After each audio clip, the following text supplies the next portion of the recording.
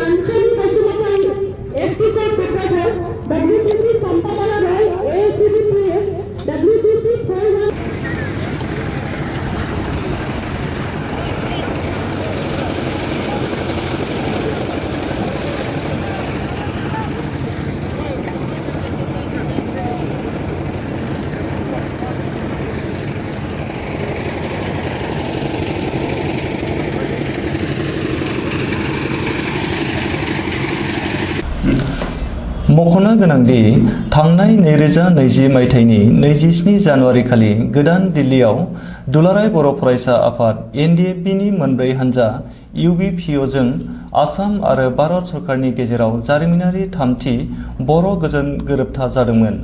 बे गोरोबथा जानायनि बोसोरसे आबुं जानायाव बे सानखौ गाजा गोमजायै खुंफुंनायनि थांखियाव दासान्दि क'क्राझार बड'फा नोगोरनि गुवार ग्रिन फिल्डआव पेन्डेल आरो जायगा बानायफुंनाया गोख्रै सोलिगासिनो दं। अदेबानि गिबि खेब गोरोबथा साननि हाबाफारियाव बिटिआरनि 4 जिल्लाफोर आरो गुबुन गुबुन जायगानिफ्राय गोबां रोजा रोजा सुबुंफोर बाहागो लाफैगोन होनना मिथिहोदों।